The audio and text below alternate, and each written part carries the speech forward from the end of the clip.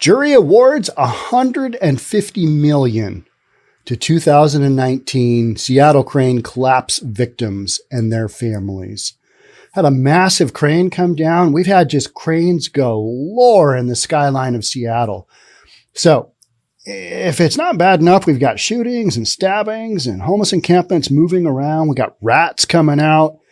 Another thing you got to watch out for, those big cranes, you know, the ones that have the holiday lights on them at Christmas. And you're like, oh, it's so pretty. And they're just really, really building out the city here. And they are. It's been, you look at the skyline and go, there are more cranes there than anything else.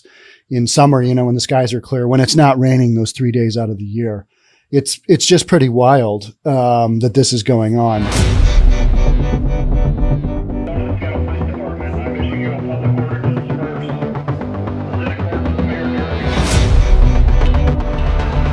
So back in 2019, we had this crane collapse.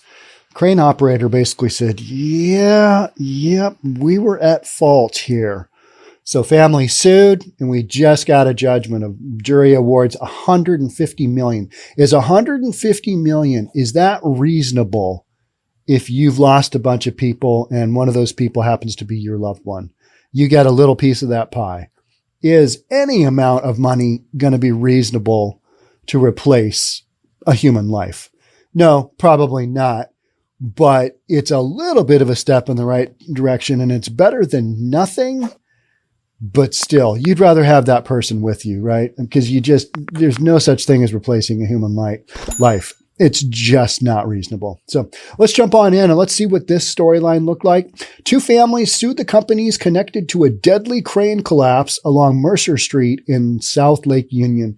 Mercer Street is the street that I talk about. It's one of the main roadways into downtown Seattle, kind of on the north end. It comes off of I-5.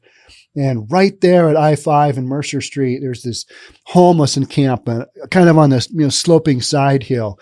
It's the first thing you see when you come into town, and it's the last thing you see when you're going out of town on this on-off ramp to our major freeway system. Last week, I was getting on that after I did a live stream. I was getting on, and there was some guy, like in a t-shirt and a hat. It's pretty cold outside, and he's just having this massive bonfire of a fire right on the side of an on-ramp to our freeway in a homeless encampment. And you're just like, all right, yeah, that's Seattle for you. That's what we got going on here. They won't clear that out. And if the tents catch on fire, fire department will come, police will come, and we'll go, yeah, nice. Another homeless encampment fire. That's just kind of par for the course right now in Seattle. We've got so many homeless encampments that are just all over, and they're getting shut down. They're getting cleared out. They're moving because you don't really solve the root problem, right? And in the meantime, you've got crazy stuff going on, like cranes falling as well. Kind of part of life when you've got massive amounts of construction going on, you're going to have some issues. But this crane falling and killing a bunch of people, not good. Jury awarded $150 million to the victims and their families in the deadly 2019 crane collapse. Jury found Northwest Tower Crane and Omega Morgan largely responsible, according to the attorney for one of the victims' families. The $150 million will be split among 5 victims and their families.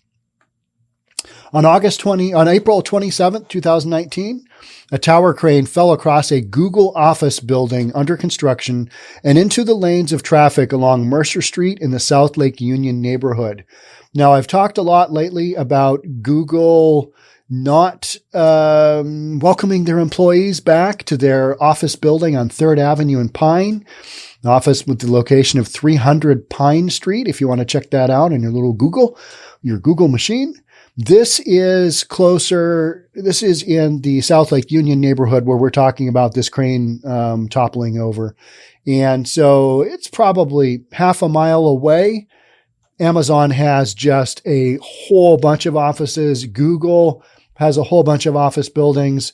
And Paul Allen was the one who really, through his Vulcan, is it Vulcan? Yeah, I think it's Vulcan, through his Vulcan company, bought up a whole bunch of dilapidated buildings, tore them down, and now it's a legit South Lake Union address. I mean, there's just a ton of new stuff going on in there. And that's why this crane was there. It was helping build until it plopped over and ended up with this storyline.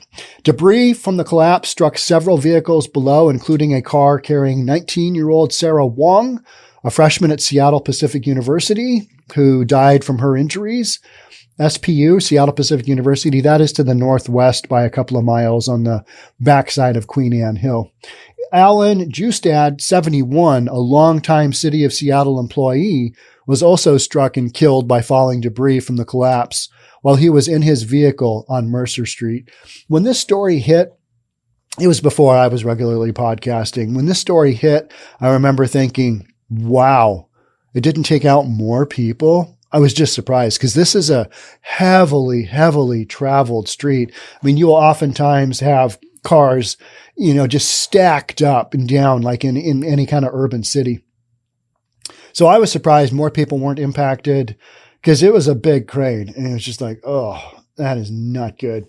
Also killed in the collapse were 2 iron workers, Travis Corbett, 33, and Andrew Yoder, 31, who were disassembling the crane when it fell.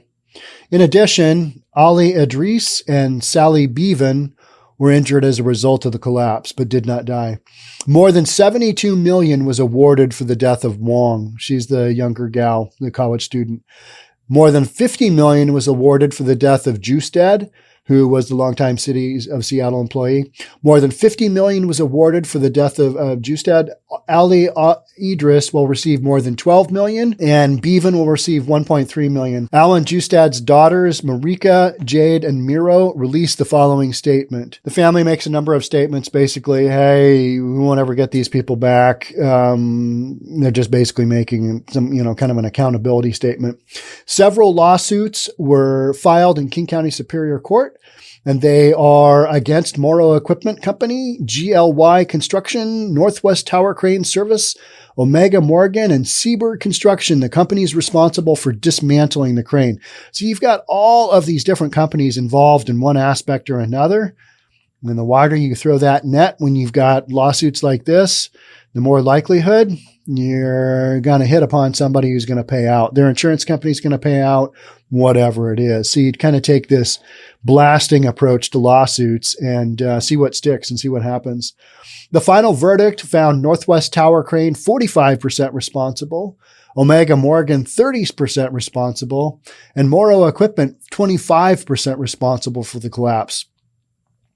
That is tough to break down. I mean, how do you assign a percentage? I mean, I know how you assign the percentage on that. You feel like, all right, this is what we're thinking. But how do you come up with that?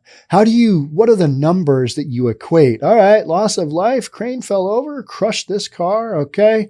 So the crane plopping over had 45% to do with you, 30 you, and 25 you over here, bringing up the rear at 25. Department of Labor and Industries investigated the collapse in the months after and determined it was caused by the companies not following the manufacturer's procedures for dismantling the structure. Those procedures included prematurely removing nearly all the pins and sleeves that helped hold the crane together. That is not reasonable. Okay, I don't know a lot about cranes, but that just doesn't sound like a good plan and or a good concept, and it wasn't at the end of the day, right? The early removal of those pins caused the crane to break off and fall when it was hit with a 45-mile-an-hour gust of wind. What could go wrong here? Big gust of wind. That's not going to happen. Look, it's blue skies today. That's a rarity in Seattle. No, so that did happen. The guys had the pins out. And so when you're working with heavy equipment, it's like, all right, do not operate this if you are under the influence of anything. All right, what could go wrong? I got this. I got this. This is not a problem. No, sometimes it is a problem. And you have a $150 million payout and people lose their lives. Not good. Labor and Industries fined 3 of the fine crane companies more than $100,000 for the violations that led to the deadly collapse. But that, on top of the $150 million, that is not going to get back the people that died in this tragic, tragic event in Seattle in 2019.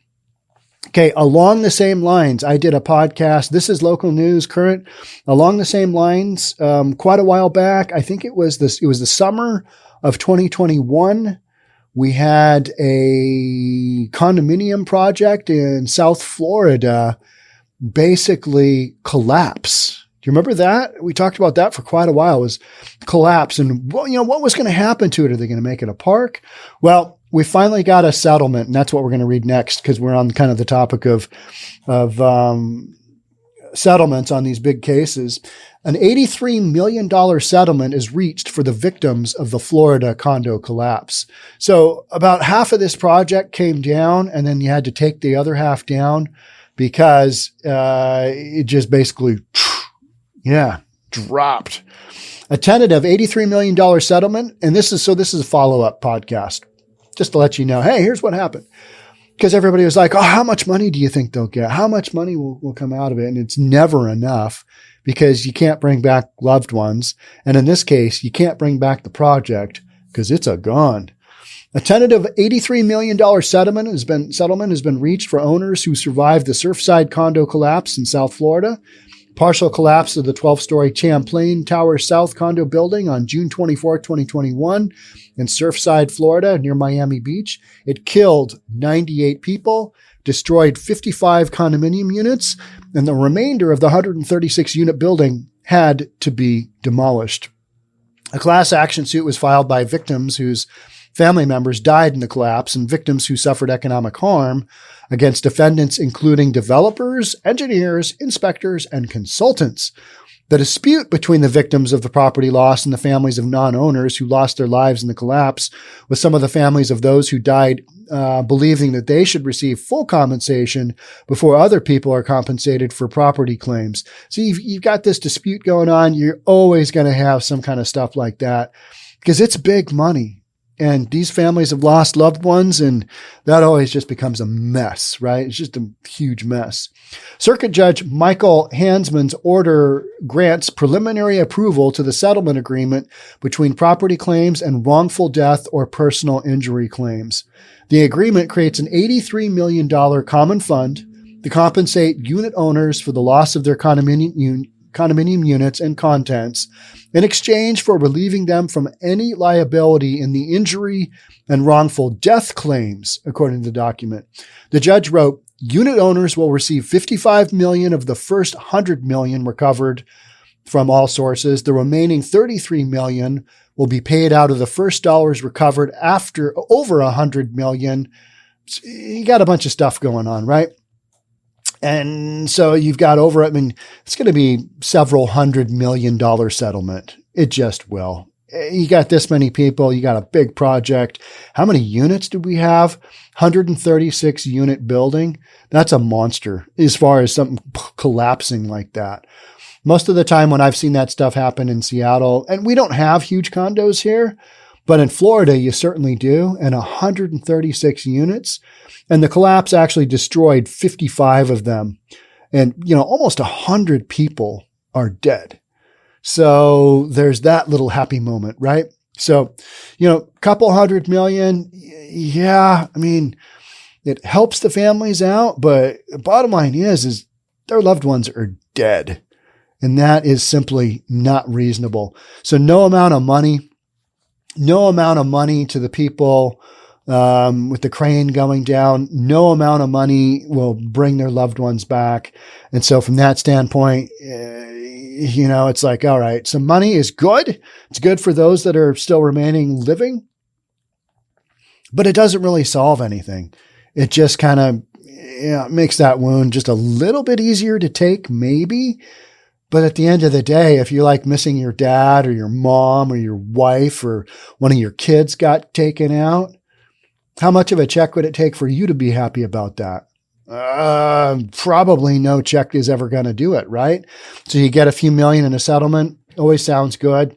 But, these settlements, they do the best that they can, but oftentimes insurance companies, they don't want to pay out. There's limits to what they're going to pay out.